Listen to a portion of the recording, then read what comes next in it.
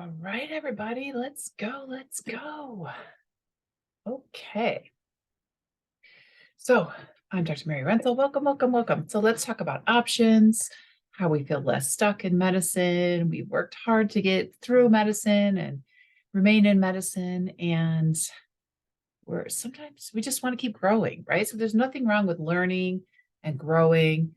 And it's not that we hit a certain level and we can never learn anything else again, right? So I'm going to go over today 9 things I wish I knew way, way, way earlier as a woman doc. Um, yeah, let's do this. This is something we need to know way earlier. Oh my gosh. All right, let's get this going. So, women docs. So today's the day to learn. We're going to learn long-lasting solutions. You're rock stars. You're doing amazing things out there, but people keep saying, like, I feel like toast. I'm tired. I'm exhausted. It's hard. It's hard out there, right? It's very demanding. You're on call, you're working, gosh, 12 days straight. On the regular, people who work as hospitalists or something, I hear them just go and go and then go back and work in the outpatient clinic. I've seen a gynecologist recently who's working so hard, and now they don't have residents there and they're working harder. And it's just like, just the stories just are really, just showing me people are like toast. They're really tired. So how do we stay fortified? How do we, keep ourselves in a good place so we can, really, I think, bring all of our gifts and our strengths to this world and make it a better place. None of us are here to waste our time or to go through med school and think, gosh, that wasn't worth it. So this webinar today is for, you busy docs that really want to help other people. You want to feel creative. You want to keep growing. You want someone to say, like, hey, you did a good job. That's great. Like, accolades and awards are great, but you really want to feel down deep that this matters, that you can live fully in your purpose. You wouldn't mind some guidance towards next steps. And it's really wonderful to learn in a safe community. So you were hoping for a safe place to kind of learn and explore and do it with other people. So it's fun and exciting and supported at the same time. You want some support when you're feeling scared, because when we are doing something new, we're in that area where we haven't really built the brain paths yet, and our neural synapses are just waiting for us to support them. So, but yet we still want to feel impactful and valued. But learning is uncomfortable. So it's nice if we can do it with other people, right? So here's what we're going to learn. We're going to learn about the culture and the challenges of medicine. We're going to kind of turn up our brain wonder so we can get some guidance on how we can last and flourish in a high risk profession. I'm going to share a framework that I developed over the years because I kept going out and finding resources like, how can I keep this exciting and fun, and I can feel like I'm growing while I'm in medicine for 30 years now. So my main, kind of buckets of information, I like to talk about brain priming, aligning with our gifts and our strengths, and how do we design a great career, almost like designing a great trip. What do we want to put in it? What do we want to take with us? What is our goal when we get there? What do we want to see? So these are solutions that I have found that help me find joy and purpose and meaning in a profession that's challenging, right? So one thing I didn't find a lot of resources to learn about, and I was just kind of digging in the business literature about this, is how do you understand culture? How does one understand organizational culture? Well, of course, a lot of times we use, just like icebergs and glaciers and those kind of things. We hear a lot about it with climate change and things, but we're going to use it as an example of how to understand organizational culture. So the white on the top is something that we see every day. We can break this down a little bit, but like in medicine, for instance, the artifacts and the behaviors is the white of the ice above the waterline. And that's something we see very obviously. Like in medicine, a lot of times people wear white coats, or you see stethoscopes, or you see machines, and as soon as you see them that it's a medical situation. Or you look in an office, like an outpatient office, and you see, Band-Aids or wraps, or you see medical information on the walls, and you say, oh, I know this is a medical office. So certain things are very obvious. They're above the surface, they're obvious. And then a lot of times we hear about what are the norms. of the culture, what is accepted and not accepted, and then what are the values, what's really important to us in this organization. So every organization has this list of organizational values, but we as humans also have our own. Sometimes they change over time, but most of the time they stay pretty solid. And then the last level is the hardest one because it's assumptions and beliefs. So that's very deep in the culture, but it's very hard to see. You have to kind of be in the culture for a while to understand it. So in medicine, there's certain things, of course, patients are first, safety is first. We don't take risks with patient safety, of course. Those are just givens, right? So quality, safety, of course. What else is under there? Well, unfortunately, in medicine, there's a lot of inequities. There's gender inequities, racial inequities, socioeconomic inequities, and those must be beliefs because they are persistent actions that remain in healthcare. Because I just saw some new data that even with neurologists, which is what I am, women are still earning 10% less than male neurologists. And we've all gone through the same school. We've had the same training. We have to do the same call. We have to kind of hit the same check boxes. But here we go, still underpaid and undervalued, which is, incredibly frustrating. I think of culture sometimes like this image. It's kind of like the pond, the dirty water under the beautiful flowers, which are the women doctors. So what are we floating in? What are we growing in? What are we trying to flourish in? What's in there? So there's, lessons from before, like we talked about, there's obvious things, and then way deep down in the pond or under the water surface, there's, things that we've learned from that. There's decaying things, there's living things, there's nutrients. And so there's a lot in the culture, and a lot of it is not always very obvious. So what's it like for women today in medicine? Well, in my area in neurology, this is a survey from women neurologists, surveying, up to almost 800 neurologists, and 181 answered. And the persistent challenges were many. So women were, dissatisfied, a third were dissatisfied. 42% had symptoms of burnout. And this was actually before COVID. This survey, 56%, so over half, thought they didn't even have time to document their work. They thought their environment is very stressful. They didn't have a lot of control over their work schedule, a lot of number of hours at work, and gender discrimination in their workplaces. But on the other end of thing, women docs, there's study after study showing the outcomes, the practice patterns, the quality of women docs' care is very high. There was even one ICU study that showed that patients lived longer, when they were cared for by a woman ICU doc. So, women doctors are doing great work, and, sticking to guidelines and providing that preventative care for cancer screening and psychosocial counseling and patient-centered communications and all the things that really matter to help families and patients, really feel cared for and supported in so many ways. So does this sound like you that day? You're like, oh, I got into medical school. My gosh, you were just like overjoyed. And then you got there and you tried your hardest and you kept on working and you're looking for opportunities. But now your days are tough. Your days are tough. You were hoping for more. You're feeling kind of stuck. You wish someone would just bring you a cool idea of how you can find some excitement and growth at work. And you're sick of those annual reviews, same thing, like, how can we help you? How can we help you? And then nothing happens. You're not really seeing the growth opportunities. You wish really someone would understand what you're going through day to day, because you're asked to do a lot of things, but there's still persistent struggles, and it doesn't look like it's really changing anytime soon. So certain things I just never learned in med school. I didn't know that burnout was a risk when I was in med school. I didn't know that I could use certain neuroscience tools to help me navigate this high-risk profession. I didn't know neuroscience tools are fun, so that's really great news. I didn't know that neuroscience strategies can bring clarity. It can help me, kind of plan my week, plan my quarter, plan my year, like what are my goals, how to get there. I didn't really know that I could lead my own professional growth. I thought I always had to, kind of wait for that tap on the shoulder, like, hey, you're the next leader, you have this opportunity. But actually we can, you drive that more than I realized. And actually, we can feel energetic about work. We can feel energetic about opportunities. And that I like to call it brain priming. There's things that we can do day to day and week to week to really help us see new opportunities and to feel more creative. Okay, so let's put it in the chat. What year do you think burnout was first reported in medicine? What do you think? What do you think? Check it out.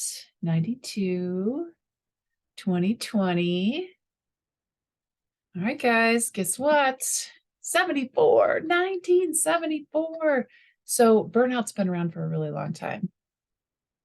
I was only single digits at this point. I was born. So it's really, it's hard to hear. It's hard to know that's been around so long. So people will say it's not, it's not you as a person. It's the system. The system needs to change. And I agree. I mean, there's a lot of problems with healthcare in so many different levels, very regionally, nationally, globally, even. So what can we, as a person working in healthcare, what can we do about it? Should I just sit back and wait for everything to change? Because it's been around since 74. So I'm personally not going to sit around and wait. And I would encourage you to learn something about it and learn some tools to move forward. And so we can jump around or go around or over under all this risk of burnout.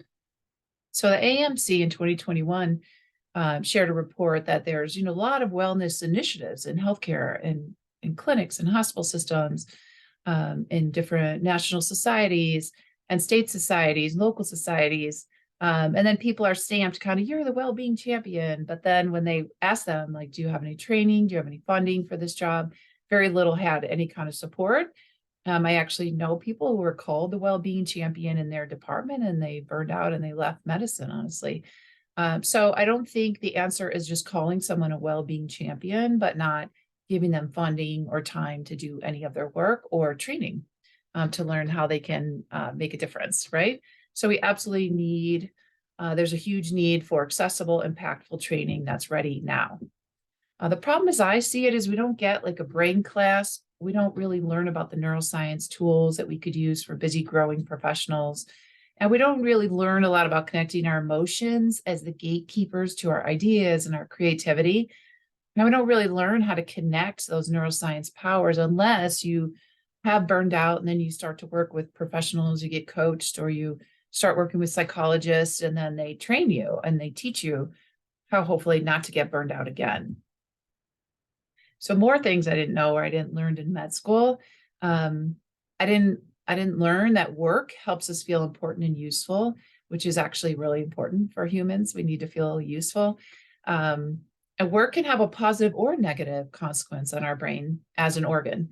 And we need to give the brain more support when we want to learn something. So we can't just go to school and try to learn all day without also giving it some support. And so now that, if you're still in school or you're out of school, every time like today, just coming to a webinar and learning something, we have to give ourselves extra support. So once you adapt to these things I'm going to teach you today, you'll feel less stuck, less confused, less disorganized, less frustrated. I like to think of it like, just, sitting on a hammock and you're like, oh, I'm going to rest here. I'm going to recharge. I'm going to learn about it. And I'm going to feel less stuck, confused, disorganized, or frustrated. So that is what we do in Brain Hammock. That is my course, my membership, where people come in and they learn about how to really take hold of these neuroscience strategies, so that, we can navigate medicine, because it's a high-risk profession, excuse me, and we need to know how to navigate it, right? I'm sure many docs that are thinking of leaving. I know many docs thinking of leaving because they don't see any option of how to navigate medicine. The only option they see is get out. And of course, we all know that's fight or flight response. And generally that's, our brain we're scared. We're just scared and overwhelmed and tired. And the only option we see is out. And maybe that's the best option. No, I'm not saying to anyone not to leave if that's what you see as the only option. I'm just saying I'm here still working in medicine, and I was looking for resources to help me. So, once we learn these resources that we clearly go over in Brain Hammock, and in Brain Hammock, we also have a time management course and a productivity course. So all they're like, quick little video lessons so that you can understand, how to feel empowered, informed, enthusiastic, brave, courageous.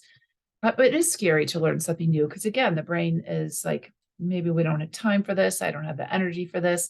I haven't eaten in a few days, or eaten in so many hours. So we have to be careful that we give the brain all that it needs. And so it can pick up new information and then put it into action. So why me? Why do I care about this? Well, I'm a mom of four. Here's my kids are in some of these pictures. My husband's a neurologist. I've been in medicine for 30 years. I've partnered with Allie Hively, who's in the upper corner there with me, to build some, resiliency and well-being programs for residents and nurses. I really feel like we're missing an opportunity not using these neuroscience strategies. I mean, the research, we can dust it off and use it to help support people. I mean, the risks of burnout, suicide, leaving medicine, it's really scary. And I don't think it makes any sense to me to go to all that work in med school and graduate and do your residency and, really work so hard and give so much of yourself for the profession, but not also put in some tools just to help us fortify ourselves because we're in a high risk profession. So I'm an assistant professor of neurology. I'm still working as a neuroimmunologist. I graduated from Medical College of Ohio in Toledo, Ohio. I'm also boarded in integrative medicine. I've been busy, kind of in a serving on boards at a state level, a national MS Society, also on a national level with the American Academy of Neurology Advocacy Committee. So, I've been around, I've seen a lot of things. I've seen medicine from different angles. I'm a strong proponent of advocacy because I feel like when we're helping others, it reminds us of our, our gifts and our goals and our purpose. So I like to put my time towards that. So you ready? You ready to hear the 9 steps? Really, what I want more than anything else for you is that you feel empowered, like you realize how to use these steps to navigate and to really, feel that amazing power that you have. You obviously are very brilliant. If you could get through medical school and residency, my gosh, and all that studying and navigating that so far. So if you have a piece of paper, go ahead and grab it. If you have one close or go run and grab one, that'd be okay. I'm going to stop sharing this and then go to another screen. We're going to pull up a whiteboard so we can work on this together. So let's do that. All right. Yes. All right. So let's go ahead. There we go. Okay, so what we're going to do is we're going to think about, how can we get women docs to feel empowered? And why does that even matter? Of course it matters. For us, it matters because when you feel empowered, you feel like you're really rocking it. It feels amazing, right? When you feel like you're living it. You feel like you're, owning it because like, okay, this is what's important to me. This is where I'm going to put my time and energy. And it's great when when it makes sense and you have a clear plan, right? So these are the 3 main categories. We're going to talk about priming, aligning, and designing.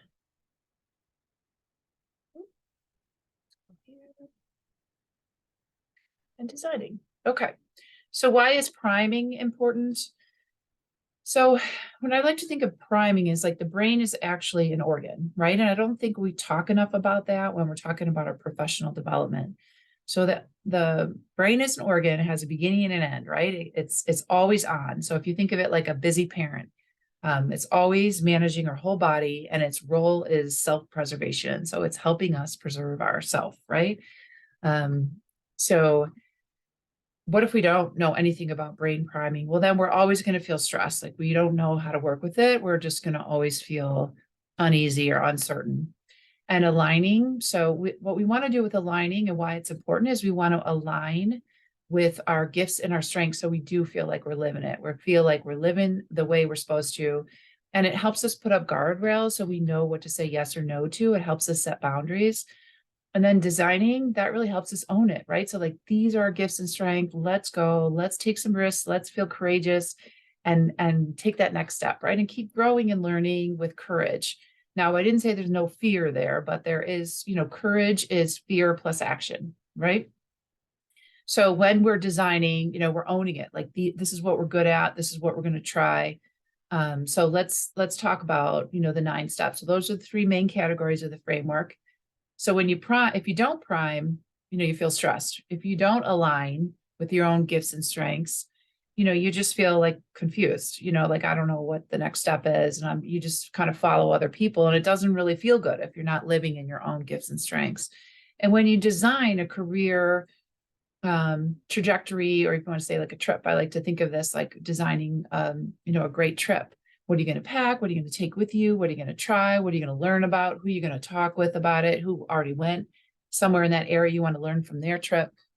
So that's what we call designing our career path. And if we don't do that, we feel stuck. We just feel like, I don't know, I'm just going to watch that person do what they're doing and maybe try that. But, that's not the same thing, right? So let's say, so if we're going to design, first thing we'll do is number 1. So go ahead, and if you want to write this down, is build courage. This is under design. Number 2, see this very well. Okay, is angle your anger. So what am I talking about there? So there's a great book called Kick Burnout in the Butt, something like that, by Steve Berglass. Highly recommend that one. He talks a lot about anger and how if you take what you're really, well, first of all, he explains anger a little bit, which I thought was really helpful. And then he talks about like, if you understand why you're angry, and then use that to advocate for the next, for the next generation, so things are better for the people coming behind you, or to change the status quo. And that's one reason why I built Brain Hammock, because I'm just tired of the status quo for women in medicine. I've been here 30 years, and I really thought it would get better with time.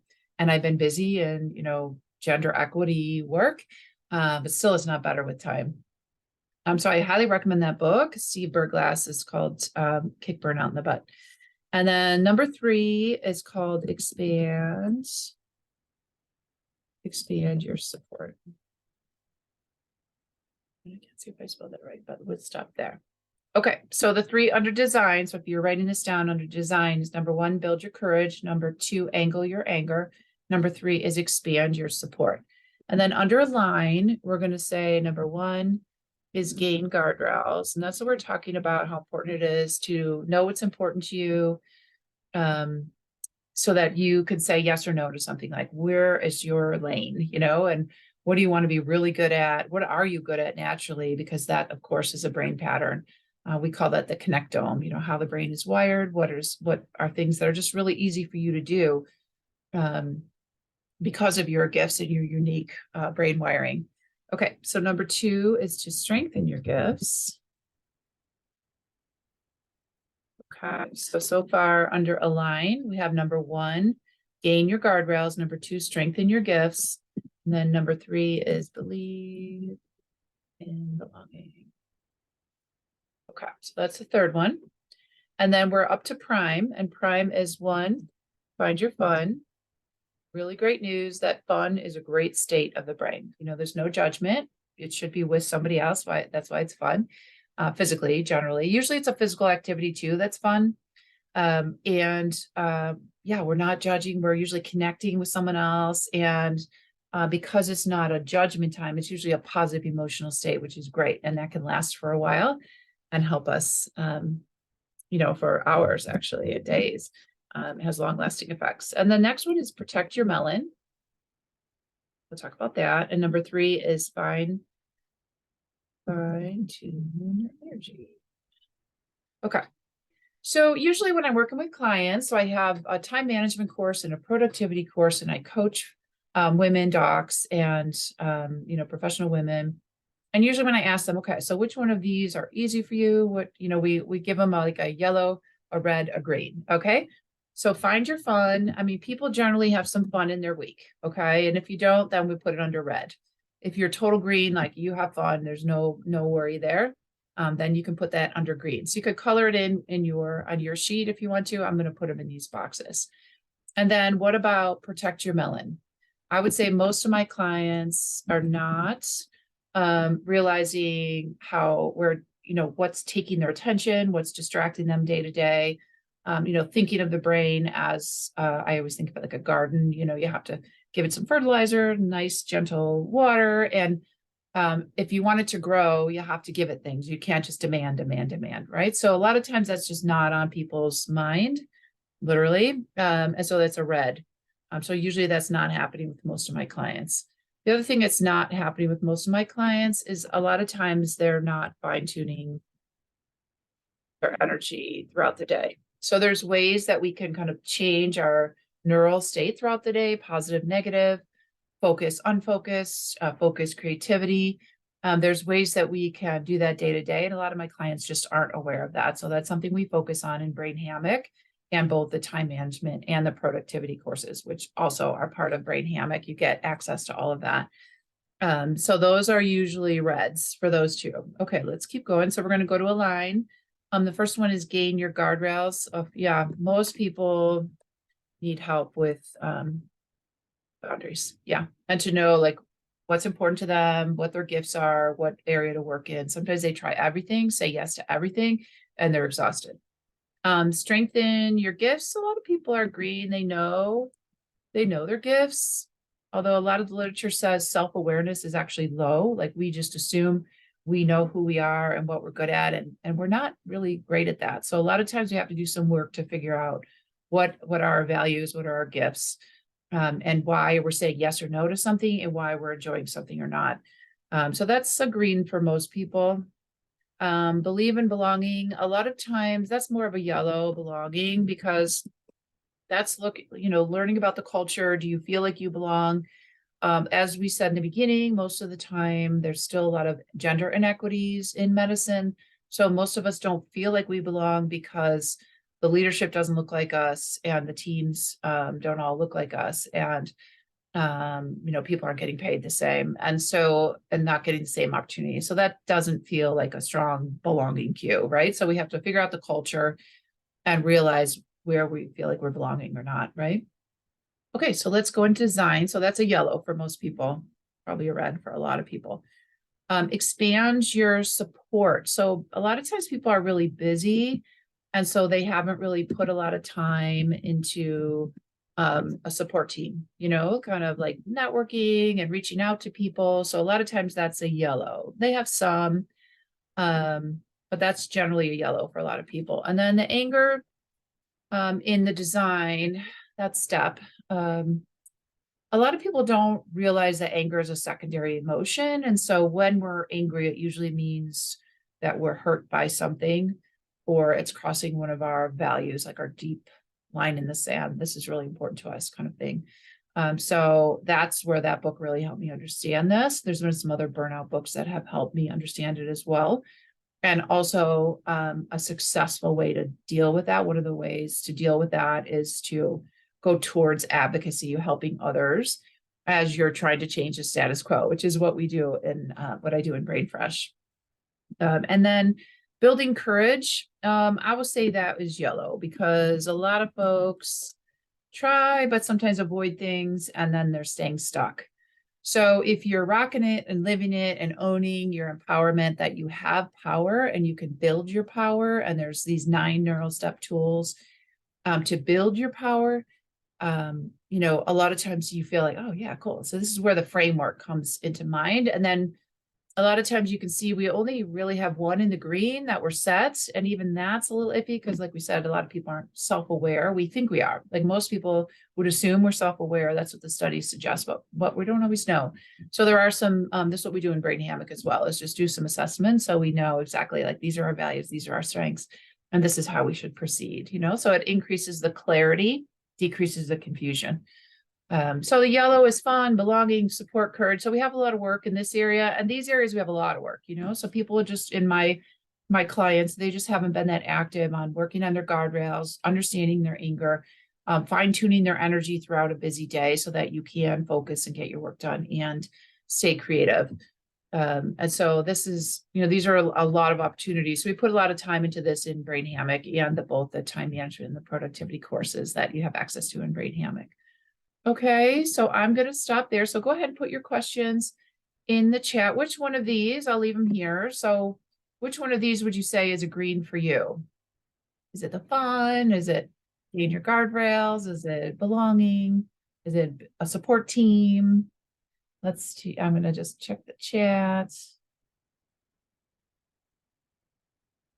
What do you think? Okay, so team. So people are good at teams. They have a lot of support around them. That's awesome. Courage. A lot of courageous people. Yes, yes, yes. Awesome. How about protect your melon? Are you guys out there working on your melon? Protecting it? Maybe. Is that a yellow? Okay, so I'm going to stop sharing the whiteboard. We'll go back to our, back to the slides. All right. Here we go. Okay. So again, which one's your favorite? I love lily pads, as you can see. So a lot of my images, I have lily pads. Those are my favorite because they look like brains on MRIs, right? And some slices of MRIs. Okay, which one's your favorite? Well, and I would say, when we think about fun, like why is the, find your fun important? Well, because, we can feel lonely at work, right? So we do a lot of work. I'm, sitting in an exam room all day, 8 hours, just seeing patients all day in a small white room. It's frustrating, it's lonely. And then we all have a very high risk of burnout. I mean, the rates are really quite concerning.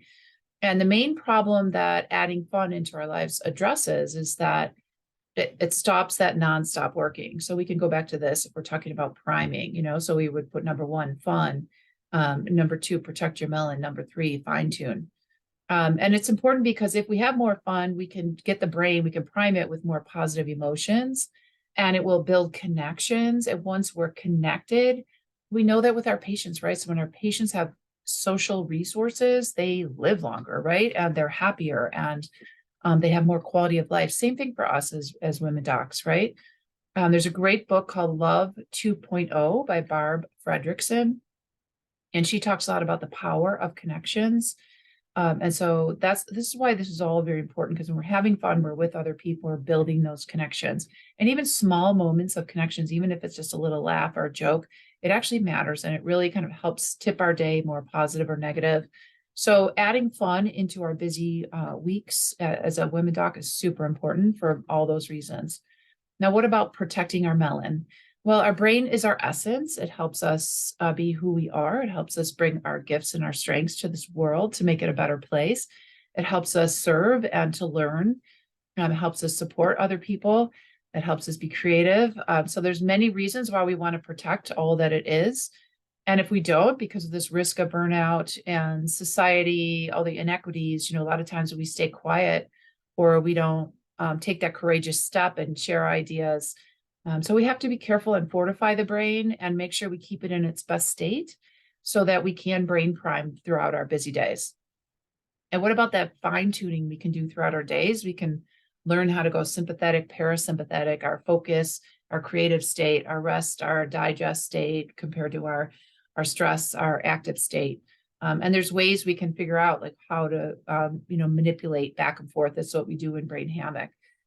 So we can go from stress because of the hours of work and the focus at work. Most of the time we're in sympathetic, and we have magical thinking if we can just stay in a sympathetic state all day long and never feel exhausted, right? And so we have to learn how to fluctuate between these two neurologic states throughout the day so that we do have better focus. So there's things that we can do to really enhance our focus and our energy throughout the day. And so why do we care about that? Well, there's a great, he's a professor at Weatherhead. His name is Richard Boyatzis. He's written some great books about, various styles of leadership. Boyatzis, his name, just DM me if you would like his, if you want me to send you a link or anything. But he has really talked about how, again, we have to fluctuate day to day and that we can step away when we're well rested, well fed, and envision our day and just see it working well, as opposed to like jumping in our day and just letting our day drag us around and not having kind of any kind of plan for the day, any kind of intention for the day. So there's a lot of power in rebalancing, and it will actually increase our creativity and our, our ability to get the job done if we learn this. So we don't always want to think we can just go all day. So not understanding how to fine tune and brain prime throughout a busy day as a women doc will just make us more exhausted and stuck and stressed. So that's really important to learn more about that. So do you have a new favorite? Check in the chat. Belonging, guardrails, setting boundaries. Yeah, balance. I mean, work home balance is always just the perpetual challenge, right? So here's what we learned in the last hour. There are 9 steps to make sense of the challenges of working in medicine. We learned about the culture of medicine and how to think about assessing the culture of a business or of medicine. We learned that brain wonder can help guide us as really, high risk professions, because right now healthcare is occupational hazard for burnout. And the literature suggests, and the data and the current surveys suggest, many of our colleagues are in emotional distress, probably at least 40% of them. And that's contagious. So every time we go to work, it kind of brings us down a little bit. So we have to figure out how we can manipulate that ourselves. And that there is actually a clear neuroscience framework to help myself. That's why I'm sharing it with you. I don't know how it would help me to keep it to myself. And it has helped my clients in the past, where people have said it's like a kinder, gentler time management. They were easier on themselves because they understood how their brain worked and what they needed to keep their focus and their energy throughout their busy day. And I like learning from other professions and bringing some of that back to medicine, because with the burnout rate in medicine, I don't think it's fair to think that we have all the answers. So there are solutions to help us find purpose and meaning. I mean, I think we all want to say at the end of the day that it all mattered. It mattered and it was important. And we did our best most of the time, and that we made a difference for some people's lives, right? I mean, that's what we want to say at the end of our days, right? So the way I like to think about this is the importance of brain priming, aligning, designing a career path that is exciting for you. And of course, I like to think of it as brain wonder, and we can use the acronym PAD. It's just the priming, aligning, designing. You can be that beautiful flower floating in the culture of medicine. And you can actually get the results that you really want. And we just have to know how to navigate it. So what should we do next? Well, you have a choice. Of course, you have a choice. You can take action or you can maintain the status quo. I know personally, I didn't want to maintain the status quo. I was looking for options and I really couldn't find them. So I wanted to build a support and find some strategies that would support me in keeping my career journey interesting. So I like to think of it as a hammock. Neuroscience, I just love. I have a strong bias toward neuroscience. And I like to think of the strategies as like a hammock to support you in finding joy and meaning, and like this beautiful scenery, just looking out and finding joy and bright lights and seeing and having hope that there's a new day for you coming. The literature suggests that if we combine emotional intelligence, know something about what's important to us, what our vision is, what our values are, and we build new skills, you can have sustained improvement. Again, that goes back to Dr. Boyatzis' work, where he was working with MBA students. The other great news in a lot of his work is he did studies on folks that were older, so 45 to 55, some MBA students that were older on the scale of things, not like 21-year-old college students. And it showed that if you combine these two things, so you have to know something about your emotional setting and building skills. If you put those two together, they have long-lasting change and improvements on their self-confidence, their leadership skills, helping others, setting goals, and actually taking action and having sustained action. So that was the great news, because a lot of folks might make a change for a week or 2 or 3, but that did it last. And he suggested in his studies that once you know what's really important to you, you know your values, your strengths, and you feel it. You feel it feels good to work to know your values, because you know those next steps. You have that clarity. That's where you're like rocking it, you're living it, you're owning it, right? And his study suggested exactly that's how it works. It can lead to long sustained change. So I have a membership for you. It's called Brain Hammock. I built it to support women docs who are working really hard, don't have a lot of time to read all the literature. I personally love to read the literature and read books from other industries and see what other people have learned. And it's the right fit for women docs who are just ready to find new options, to grow a little bit, stretch, take one little risk, and we do it together. We walk through it together. There are video lessons and little checklists and little assessments, and you can do it as much or as little as you would like. You have access to it. It's a membership so that you can keep learning and growing, going back and going to the next levels. You have access to a time management course, a productivity course, and coaching. So if you're learning how to be a coach, and or want some coaching, that's what we do in Brain Hammock. So I do group coaching, we do one-on-one, at least 15 minutes with everybody, and then we can decide, what you're really looking for and set up something for you. So I'm also learning how to coach women who are considering starting a business or growing their businesses. And so I'm learning kind of step-by-step process for that. So I put all this together in Brain Hammock. And if you're interested, like, I don't know anything about women docs starting businesses, I'm glad to kind of walk with you through that path too. So, today I have an amazing coupon. So for those that are listening, this coupon is only good to August through August 1st of 23. So whenever, depending when you're listening to this, it's jump in if you're just listening to this anywhere in July or August 1st of 2023, because use the coupon code called STAT, S-T-A-T, S-T-A-T, like STAT, at the hospital. And you'll get 30% off. So do that. Or if you can use surprise, you get 10% off for those that listen to the webinar other times. So think about it. I would love to support you. I've had so much fun, and I've had docs come in and say they're afraid to just admit they need to learn more. And we don't, afraid is fine. Afraid is just your brain saying, I just haven't built those pathways yet. And we'll go with courage, because courage to us means, yes, we have the fear, but we're also going to take action. So that's okay. If you're interested, if you order during this webinar, use that coupon STAT. You'll have the extra group coaching and one-on-one coaching. But if you use that coupon, that's only good until only through August 1. So you have to use it before August 2. STAT is a coupon code for 30% off. So that's a pretty darn good deal. Because I always think August is a great time to learn. It's just like the school schedule. So how does it go? So you click on that link, and I'll send it to you after this. You click enroll and you pay. It's $194 a month unless you get those good deals. And then you watch your email, and things will come to your email that you registered with.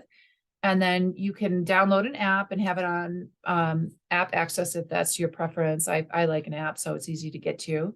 And it'll tell you what courses and what videos you've seen, or if you want to go back, you have access to it, so you can keep watching things and just building some new habits. We have, really clear step-by-step how to build new habits, how to find out what's really important to you. First of all, we brain prime, right? So we want to make sure we're doing everything we can to put the brain in a great creative, supported state. And then we align and we figure out, your goals and your strengths. And do you feel like you belong? Because we cannot get to our optimal state unless we really feel like we belong in our culture.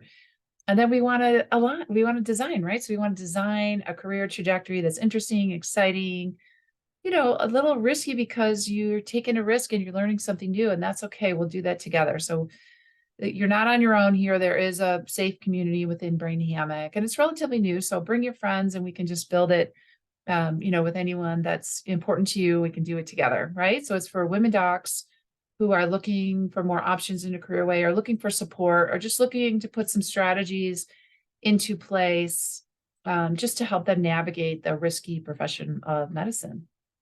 Because unfortunately it is.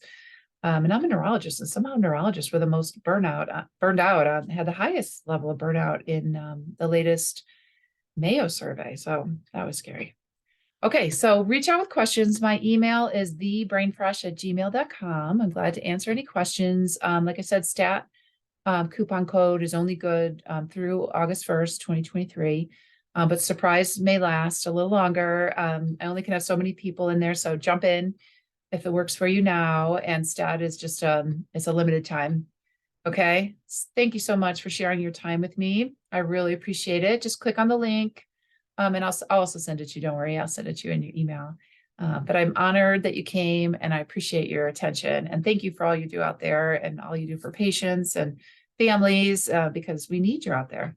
Okay, stay well. You got this, guys.